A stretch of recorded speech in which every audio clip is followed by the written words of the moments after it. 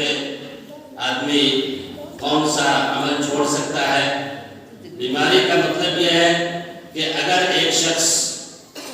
کھڑا ہوتا ہے اور کھڑے ہونے کی وجہ سے اس کی بیماری بڑھ جانے کا خطرہ ہے یا اس کے درد میں اضافہ ہو جانے کا خطرہ ہے تو یہ عذر ہے، اور اس وقت اس کو بیٹھ کر نماز پڑھنے کی اجازت ہے،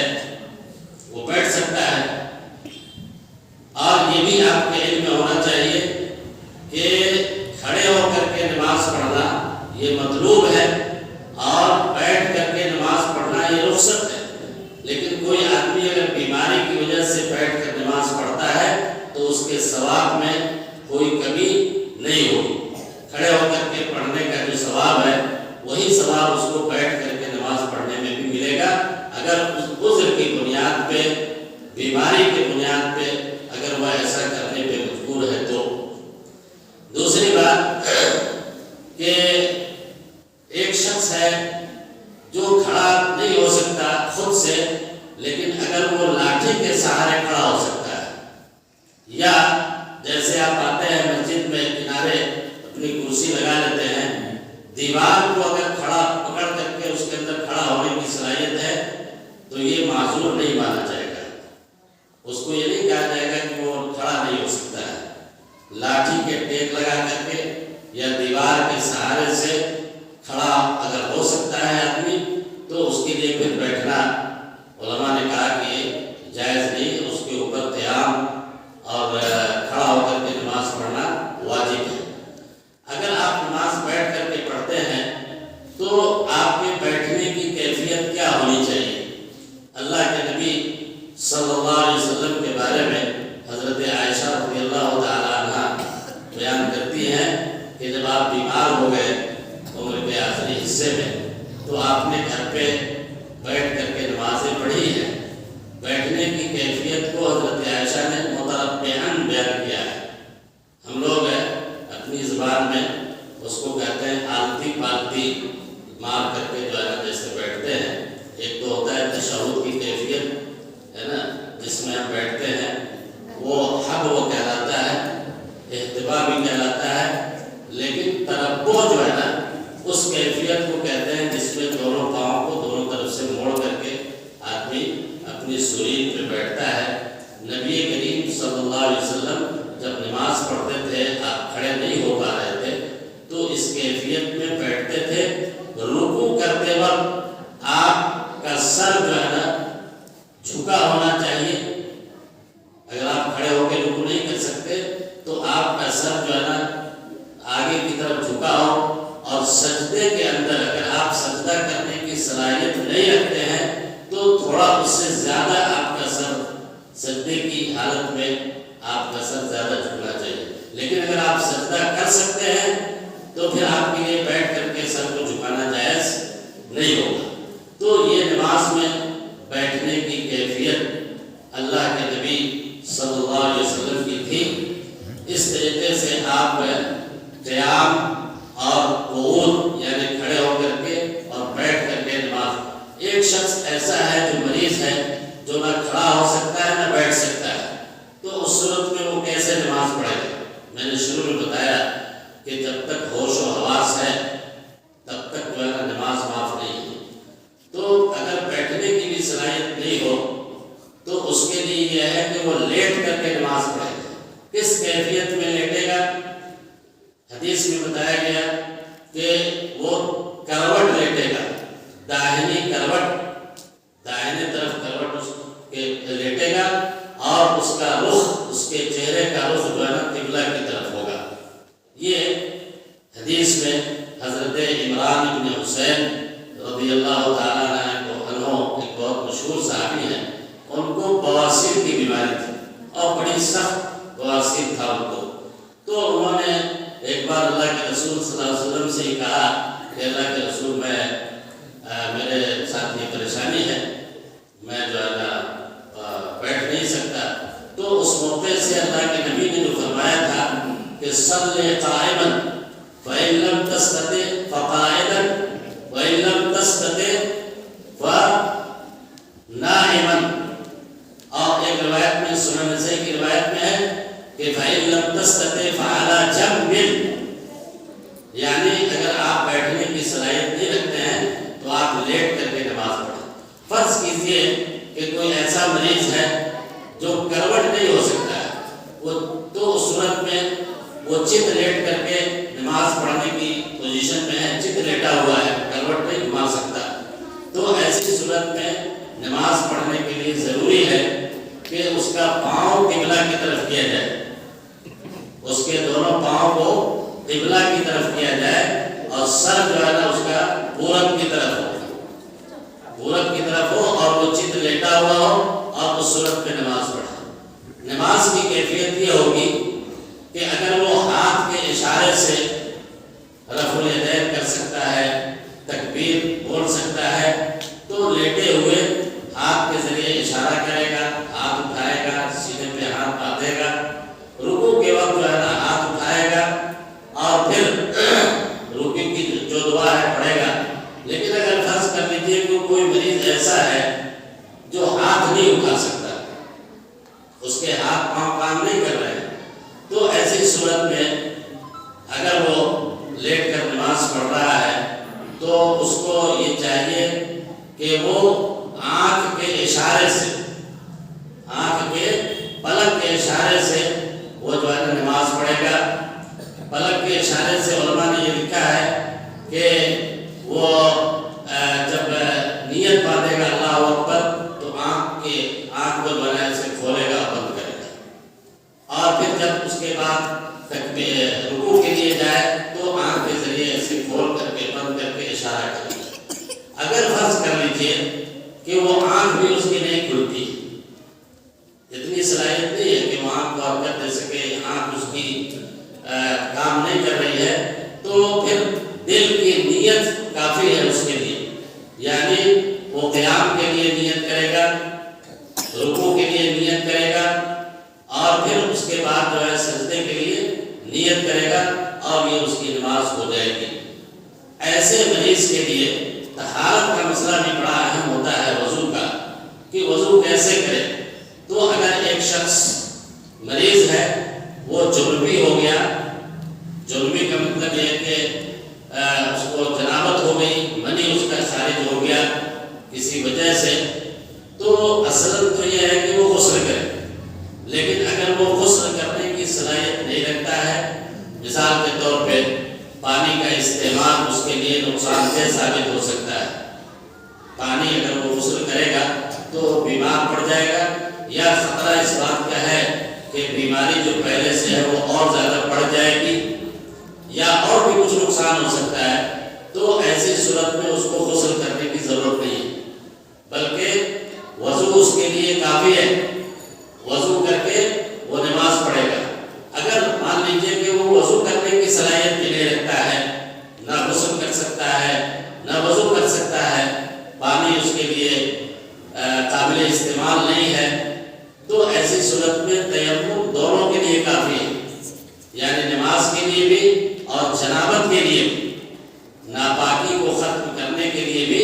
تیمم کافی ہے۔ اور تیمم آپ کو معلوم ہے کہ دونوں ہاتھ کو کسی بھی جگہ پہ، چاہے وہ پختہ زمین ہو یا مٹی کی ہو یا دیوار ہو، جہاں پہ یا چٹائی ہو یا بستر ہو، اگر وہاں پہ لگتا ہے کہ یہاں پہ تھوڑا گرد و غبار ہے تو آپ اس کے دونوں ہاتھ ایسے ماریں، ہے نا، اور اس کے بعد جو ہے ہاتھ اٹھا کر کے ایک بار ایسے کریں اور ایک بار چہرے پہ ایسے کریں، صرف ایک بار، بس یہ تیمم ہے۔ اور یہ تیمم غسل جنابت کے لیے بھی کافی ہے اور نماز کے لیے بھی کافی ہے، اگر مریض ایسا ہے جو پانی استعمال نہیں کر سکتا ہے۔ اس کی دلیل حضرت عمرو بن عاص رضی اللہ تعالیٰ عنہ بہت مشہور صحابی ہیں، انہوں نے ایک غزوے میں، ایک لڑائی میں، وہ فوج کے قائد تھے، کمانڈر تھے، اور انہوں نے فجر کی نماز پڑھانی تھی ان کو، رات میں ان کو جنابت ہو گیا، نہانے کی ضرورت آ گئی اور بہت سردی کا زمانہ تھا۔ انہوں نے یہ دیکھا کہ اگر میں نے غسل کیا تو میں بیمار پڑ جاؤں گا، مجھے سردی لگ جائے گی، ٹھنڈی لگ جائے گی، تو انہوں نے خود سے یہ فیصلہ کر لیا کہ میں بغیر غسل کیے ہوئے ہی نماز پڑھا لوں، جماعت میں اس نماز میں بڑے بڑے صحابہ کرام تھے جو انہوں نے ان کے پیچھے نماز پڑھنی تھی، چنانچہ انہوں نے تیمم کیا اور تیمم کرنے کے بعد صحابہ کرام کی امامت کری، نماز پڑھائی۔ مدینہ جب لوٹے لوگ تو صحابہ نے نبی کریم صلی اللہ علیہ وسلم سے شکایت کی کہ بھئی یہ جو ہمارے امام ہیں حضرت عمرو بن عاص رضی اللہ تعالیٰ عنہ، سفر میں ایسا ہوا کہ انہوں نے بغیر غسل کیے ہوئی ہم لوگوں کو فجر کی نماز پڑھا دیا جنابت کی حالت میں۔ اللہ کے نبی صلی اللہ علیہ وسلم نے ان سے پوچھا تو انہوں نے بتایا کہ حالت یہ تھی کہ اگر میں غسل کرتا تو میں بیمار پڑ سکتا تھا، تو اللہ کے نبی صلی اللہ علیہ وسلم نے اس کو جائز قرار دیا اور اس نماز کو دوبارہ پڑھنے کا حکم نہیں دیا۔ یہ غزوہ ذات السلاسل کا واقعہ ہے جو تاریخ کا مشہور غزوہ ہے، اور اس غزوے کے قائد حضرت عمرو بن عاص رضی اللہ تعالیٰ عنہ تھے۔ پتہ چلا اس حدیث سے کہ اگر مریض اس پوزیشن میں ہو کہ نہ وہ غسل کر سکتا ہو نہ وضو کر سکتا ہو تو تیمم کر کے وہ دونوں چیزیں کر سکتا ہے۔ اگر مان لیجیے کہ وہ تیمم کرنے کی پوزیشن میں بھی نہیں ہے نا، اور وہ ناپاک ہے، نجس ہے، کسی طرح کی پاکی جو ہے حاصل کرنے کی پوزیشن میں نہیں، فرض کر لیجیے، تو علماء نے یہ لکھا ہے کہ جس حالت میں وہ ہے اسی حالت میں نماز پڑھے گا، چاہے وہ پاک ہو یا ناپاک ہو۔ اگر اس کی یہ پوزیشن اس حد تک خراب ہے کہ اس کو نہ تیمم کرایا جا سکتا ہے نہ وضو کرایا جا سکتا ہے، تو وہ اسی حالت میں نماز اس کو پڑھنی ہے، نماز اس کے اوپر فرض ہے، نماز اس سے ساقط نہیں ہوگی، اور اللہ تعالیٰ اس کی اس نماز کو قبول کرے گا۔ قرآن مجید میں اللہ تعالیٰ نے کہا فَاتَّقُوا اللَّهَ مَا اسْتَطَعْتُمْ کہ اے لوگوں جتنی تمہاری صلاحیت ہے، جتنی تمہارے اندر طاقت ہے، اس کے مطابق اللہ کا تقوی اختیار کرو، اللہ سے ڈرو، اللہ کی شریعت پہ استعمال پہ عمل کرو۔ لا يكلف الله نفسا الا وسعها، اللہ تعالیٰ کسی انسان کو اس کی صلاحیت سے زیادہ کی تکلیف نہیں دیتا ہے۔ جتنی صلاحیت ہے، جس پوزیشن میں اللہ تعالیٰ نے ہمیں رکھا ہوا ہے اسی پوزیشن میں ہمیں نماز بہرحال پڑھنی ہے۔ یہ تو نماز کے اندر مریض کی جو صورتحال ہوتی ہے طہارت کی یا نماز پڑھنے کی، لیٹ کر کے یا اشارے کے ذریعے، اس صورت میں اس کو نماز پڑھنی چاہیے۔ میرے بھائیوں، چونکہ یہ موضوع تھوڑا طویل ہے اور اس پہ بہت ساری باتیں ہو سکتی ہیں، لیکن وقت کم ہے اور ہمارے مشائخ جو ہے نا اس نماز سے متعلق کچھ اور باتیں آپ کے سامنے رکھیں گے۔ اب میں آتا ہوں مسافر کی طرف۔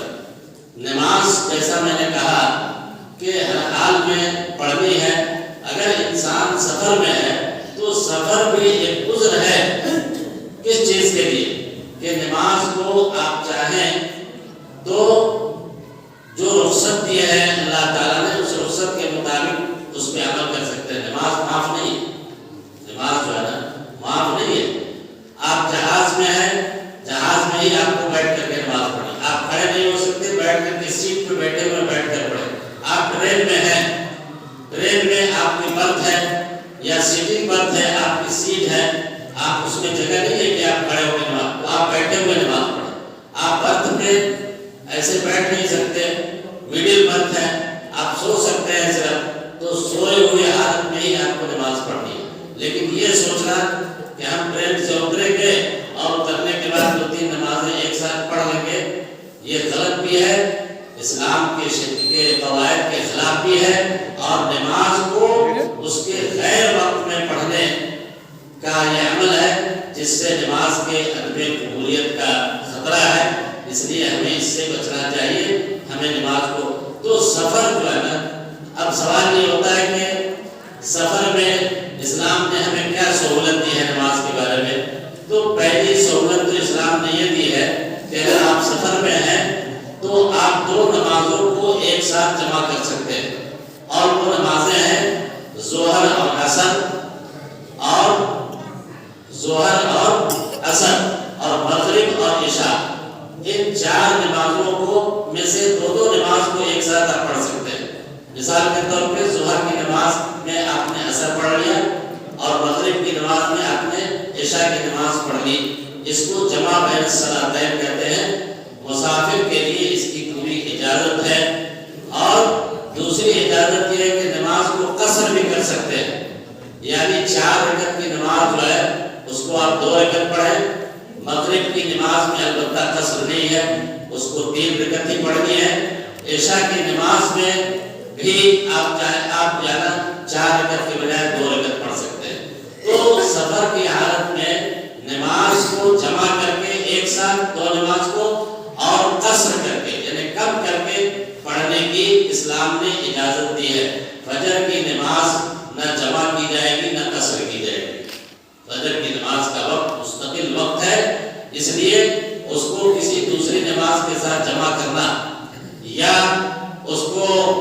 کم کر کے پڑھنا یہ ثابت نہیں ہے، جائز نہیں ہے۔ میرے بھائیوں، یہاں پہ ایک نقطہ یہ ہے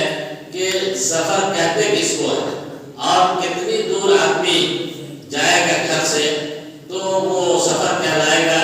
یا وہ نماز کو جمع یا قصر کر سکتا ہے۔ اس سلسلے میں تفصیل میں نہیں جاؤں گا، اور علماء کے اختلافات کی یہاں ضرورت نہیں ہے۔ میں وہ قول آپ کو بتاتا ہوں جو راجح معمول بہی قول ہے، اور جس پہ اس زمانے کے یہ کیا کہتے ہیں دارالفتاء سعودی عرب کی جو فتویٰ کمیٹی ہے اس کا فتویٰ ہے، اور اس پہ الحمدللہ بیشتر جو ہے نا علماء کا عمل ہے، اور وہ یہ کہ ایک شخص اگر اپنے گھر سے 80 کلومیٹر کی مسافت طے کر لیتا ہے تو 80 کلومیٹر کے بعد وہ مسافر مانا جائے گا، اور اس کے لیے 2 نمازوں کو ایک ساتھ پڑھنا اور نمازوں کو قصر کرنا اس کے لیے جائز ہوگا۔ اس سے کم کی اگر مسافت ہے تو پھر وہ مسافر نہیں مانا جائے گا، اور اس کے لیے پوری نماز پڑھنی ہوگی۔ اسی طریقے سے سفر کی مدت کا مسئلہ ہے کہ آدمی کتنے دنوں تک سفر میں رہ سکتی ہے، سفر کی رخصت سے فائدہ اٹھا سکتا ہے۔ اس سلسلے میں بھی بہت سارے اقوال ہیں، لیکن اس کے یہاں بیان کرنے کی ضرورت نہیں۔ سب سے صحیح اور راجح قول یہ ہے کہ 4 دنوں تک اگر آپ کسی شہر میں یا کہیں دوسری جگہ جاتے ہیں اور 4 دن تک آپ قیام کرتے ہیں تو ان 4 دنوں کے اندر آپ نماز کو قصر بھی کریں گے اور جمع بھی کریں گے۔ اس کی دلیل وہ حدیث ہے جو نبی کریم صلی اللہ علیہ وسلم سے متعلق بخاری، مسلم اور حدیث کی دوسری کتابوں میں درج ہے کہ اللہ کے نبی صلی اللہ علیہ وسلم جب حج کے لیے مکہ تشریف لے گئے تو اس موقع سے نبی صلی اللہ علیہ وسلم کا عروج مکے میں 4 ذی الحجہ کو ہوا تھا۔ 4 ذی الحجہ کی صبح میں نبی صلی اللہ علیہ وسلم مکہ پہنچے۔ 4 کو آپ رہے، 5 رہے، 6 اور 7، یہ 4 دن آپ مکہ میں رہے، اور چاروں دن آپ نماز کو قصر کر کے اور جمع کر کے پڑھتے رہے۔ پھر جب 8 تاریخ کو مکہ سے آپ نکل گئے مینا کے لیے تو پھر آپ نے ایسا نہیں کیا۔ اس سے، اس حدیث سے اور نبی کریم صلی اللہ علیہ وسلم کے اس عمل سے یہ بات معلوم ہوئی کہ اگر ہم سفر میں جا رہے ہیں اور 4 دن تک ہمیں قیام کرنا ہے تو ہمیں سفر کے اس رخصت سے فائدہ اٹھانا چاہیے۔ لیکن اگر کوئی شخص باہر جاتا ہے اور اس کے سفر کی مدت متعین نہیں ہے، یعنی اس کو معلوم نہیں ہے، مثال کے طور پہ وہ کسی ایسے کام کے لیے گیا باہر کہ اس کے بارے میں اس کو پتہ ہی نہیں ہے کہ کب ہوگا، ہو سکتا ہے کل ہو جائے، ہو سکتا ہے پرسوں ہو جائے، ہو سکتا ہے کہ 2 دن کے بعد ہو جائے، اور اس طرح سے کرتے کرتے 10 دن سے زیادہ گزر گئے، 20 دن گزر گئے، 1 مہینہ بھی اگر گزر گیا اور اس کے قیام کی مدت متعین نہیں ہو پائی تو اس پوری مدت میں وہ مسافر مانا جائے گا۔ اس کا مطلب یہ ہوا کہ اگر آپ بالقصد، آپ کا ارادہ یہ ہے کہ آپ 4 دن تک قیام کریں گے تو آپ اس کے بعد نماز پوری پڑھیں، لیکن اگر آپ کا ارادہ ایسا نہیں ہے اور آپ کا سفر لمبا ہوتا چلا گیا اور آپ یہ فیصلہ نہیں کر پائے تو اس صورت میں چاہے جتنے دن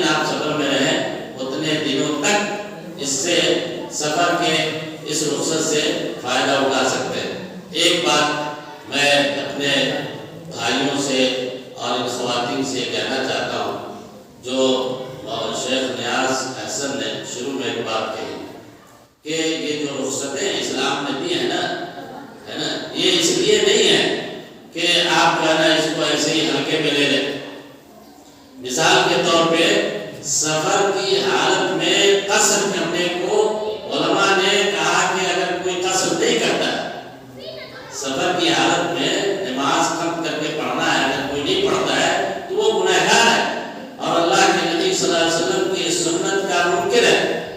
اسی لیے بعض علماء نے لکھا کہ سفر کی حالت میں قصر کرنا اتمام کرنے سے افضل ہے، یعنی اگر آپ 2 رکعت نماز پڑھتے ہیں سفر میں، وہ آپ کے لیے زیادہ اچھا ہے، زیادہ ثواب ہے، بجائے اس کے کہ آپ 4 رکعت نماز پڑھیں۔ کیوں؟ اس لیے کہ اس کے ذریعے آپ نے نبی کریم صلی اللہ علیہ وسلم کی ایک سنت پہ عمل کیا، اور جو رخصت اللہ تعالیٰ نے دی ہے اس رخصت کو آپ نے شرح صدر کے ساتھ قبول کیا۔ اس کا مطلب یہ ہوتا ہے کہ آپ کے دل میں یہ بات ہونی چاہیے کہ ہمیں ہمارا نبی جو کہتا ہے ہم اس پہ فوراً عمل کرتے ہیں، اور اس میں کوئی چون چرا یا عقل یا دماغ کو ہم کوئی دخل نہیں دیتے ہیں۔ اسی طریقے سے علماء نے یہ بھی لکھا ہے کہ رمضان کے مہینے میں اگر کوئی آدمی سفر کرتا ہے، مسافر ہو گیا، اور سفر میں روزہ نہ رکھنے کی اجازت اس کو اللہ تعالیٰ نے دی ہے، تو اس کے باوجود بھی وہ روزہ رکھے جا رہا ہے، سفر میں پریشان ہے نا، تو روزے کی سفر کی حالت میں روزہ رکھنے کو بعض علماء نے لکھا ہے کہ لیس من البر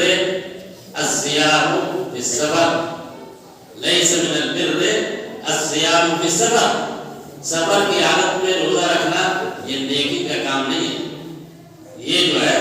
آپ سمجھتے ہیں کہ ہاں ہم بہت اچھا کام کر رہے ہیں، یہ نیکی کا کام نہیں۔ نیکی کا کام یہ ہے کہ آپ اللہ تعالیٰ کی رخصت کو اور اللہ تعالیٰ اللہ کے رسول صلی اللہ علیہ وسلم نے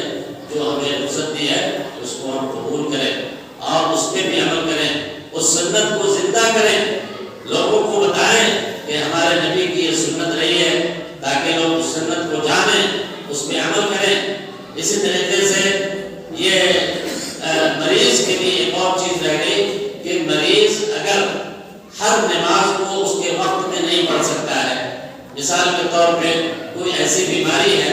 کہ بار بار جو ہے نا اس کا وضو جو ہے نا ٹوٹ جا رہا ہے، اس کو مشقت ہو رہی ہے، اس میں عورتوں کے لیے حیض کی بیماری بھی، استحاضہ جس کو کہتے ہیں، یعنی اس کا حیض خراب ہو گیا ہے اور اس کو مسلسل جو ہے نا خون آتا رہتا ہے، مہینے میں کبھی کبھی 20 دن 25 دن ہے نا، اس کو شریعت کی اصطلاح میں اسلام میں فقہاء نے استحاضہ کہا ہے۔ تو استحاضہ کی بیماری ہے کسی عورت کو، یا کسی شخص کو پیشاب ٹپکنے کی بیماری ہو جائے، یا ایک مریض کے لیے وہ کیا کہتے ہیں کہ ہر وقت نماز پڑھنے کے لیے وضو کرنے کے لیے دقت ہو رہی ہے، تو ایسے مریض کے لیے 2 نمازوں کو ایک ساتھ جمع کر کے پڑھنے کی اجازت ہے، یعنی وہ جمع کر سکتا ہے، چاہے وہ جمع تقدیم ہو یا جمع تاخیر ہو، یعنی ظہر میں عصر کو پڑھ لے، مغرب میں عشاء کو پڑھ لے، اگر واقعتاً وہ شرعی طور پہ معذور ہے اور ہر نماز کو اس کو وقت میں پڑھنے میں پریشانی ہو رہی ہے، دقت ہو رہی ہے تب، لیکن اگر وہ آسانی کے ساتھ پڑھ سکتا ہے تو اس کے لیے پھر یہ جائز نہیں ہے۔ میرے بھائیوں، یہ وہ بعض موٹے موٹے احکام تھے جو مریض سے متعلق تھے اور مسافر سے متعلق تھے۔ میں اخیر میں اپنی بات کو اسی پہ ختم کروں گا جو میں نے شروع میں کہی تھی کہ نماز ہے نا، یہ ایک مومن کی کہ مومن ہونے کی پہچان ہے۔ ایک مسلمان، ہم اس سماج میں مسلمان اس کو کہتے ہیں جو کسی مسلمان گھر میں پیدا ہو گیا، یا جو داڑھی رکھ لیا ہے نا، کرتا پاجامہ ٹوپی پہن لیا، اس کو نماز سمجھتے ہیں۔ اسلام ایسا نہیں کہتا ہے۔ اللہ کے نبی نے کہا کہ اذا رأیتم الرجل یعتاد المسجد فاشهد له بالایمان، کہ جب تم دیکھو کہ گاؤں محلے کا اگر کوئی انسان مسجد آتا جاتا ہے، بار بار آتا جاتا ہے اکثر نمازوں میں، تب گواہی دو کہ وہ مومن ہے۔ اس کا مطلب یہ ہوا، اس حدیث کا الٹا مفہوم یہ ہوا کہ اگر کوئی شخص ہمارے سماج کے اندر مسجد آتا جاتا نہیں ہے، مسجد جانے کا عادت ہی نہیں ہے اس کو، یا مسجد نہیں جاتا ہے، تو اس بات کی گواہی دو کہ وہ مسلمان نہیں ہے۔ آپ کے ایمان کی علامت اور آپ کے ایمان کی گواہی آپ کا مسجد آنا اور جانا ہے، اس لیے نماز کا اہتمام تو کیجیے ہی، مسجد میں نماز کو آ کر کے پڑھیے اور وقت پہ پڑھیے۔ یہ جو آزار ہیں، یہ جو اضطراری حالات ہیں مریض کے لیے، مسافر کے لیے، یہ وقتی ہے، ورنہ نماز اصل جو ہے نا اس کے وقت پہ فرض ہے۔ اور اللہ تعالیٰ نے کہا کہ نماز کو ہم نے وقت کے ساتھ فرض کیا ہے۔ اللہ تعالیٰ ہم تمام لوگوں کو نماز کی اہمیت اور اس کی فضیلت کو سمجھنے اور مسجد میں آ کر کے اس عبادت کو ادا کرنے کی توفیق عنایت فرمائے۔